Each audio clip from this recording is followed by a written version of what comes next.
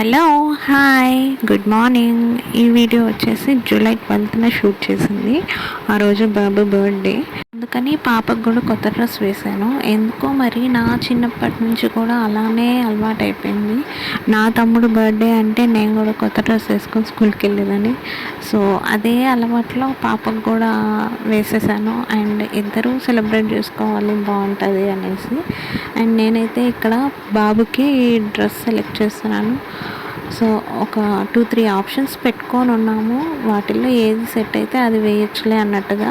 First నుంచి కూడా పిల్లలకి నేను సాఫ్ట్గా ఉండే బట్టలే తీసుకుంటాను. ఎందుకు అంటే వాళ్ళు ఎక్కువసేపు వేసుకుంటారు, ఎక్కువ సార్లు వేసుకుంటారు, అండ్ కంఫర్టబుల్గా కూడా ఫీల్ అవుతారు. అలాంటి క్లాత్స్లో అయితే నేను కాస్ట్ పెట్టి కాస్ట్లీగా అంటే కోట్ అలాంటివి తీసుకుంటే వాడు అస్సలు ప్రిఫర్ చేయడు అండ్ అస్సలు వేసుకోడు కూడా.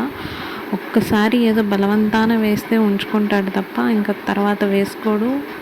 అది అసలు పక్కన పడేయాల్సి వస్తుంది వేస్ట్గా. సో అందుకు నేను ఇవే ప్రిఫర్ చేస్తాను. మేమేమో ఏం డ్రెస్ వేయాలి, ఎలా వేయాలి అని చెప్పి చూసుకుంటూ ఉంటే వాడేమో లేచి వెళ్ళి వాళ్ళ డాడీతో ఆడుకుంటూ కూర్చో ఉన్నాడు. వచ్చి స్నానం చేయి అంటుంటే వినడు అస్సలకి. బట్ ఎంత అలర్ట్ చేసినా ముద్దు వస్తుంది. మా మమ్మీ టిఫిన్ పెడుతుంటే కొంచెమే తిని వదిలేసాడు అనమాట. సో ఇంకా నేను రంగంలోకి దిగి తినిపిస్తున్నాను మిగిలింది. సో తింటూ ఆడుకుంటూ ఉన్నాడు వాళ్ళ డాడీతో.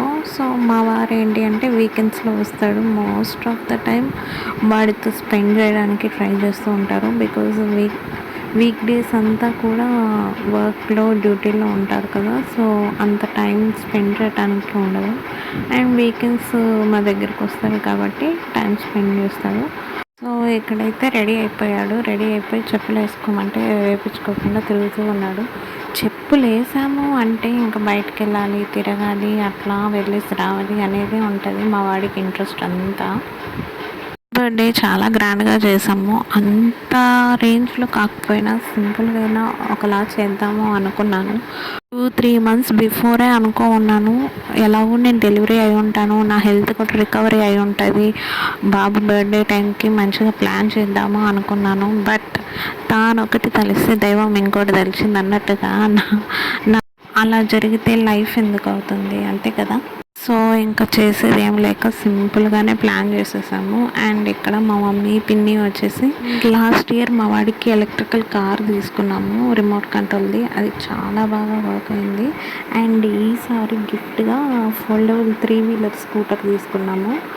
సో అది కూడా బాగానే ఉంది, ఎంజాయ్ చేస్తున్నాడు. ప్రజెంట్ అయితే వంటలు ప్రిపేర్ చేస్తున్నారు. Chicken biryani, mutton curry, chicken curry, ఏవో వాళ్ళ ప్లాన్స్ కొద్ది వాళ్ళు చేస్తున్నారు వాడి బర్త్డే అనేసి. కాస్ట్లీ గిఫ్ట్ ఇస్తేనే వాళ్ళు ఎంజాయ్ చేస్తారని ఏం కాదు.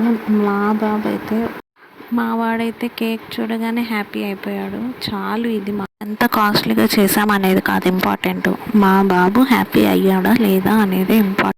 ఐ హోప్ మీకు ఈ వీడియో నచ్చింది అనుకుంటున్నాను. నచ్చితే like, share and subscribe to my channel. Thanks for watching. Bye.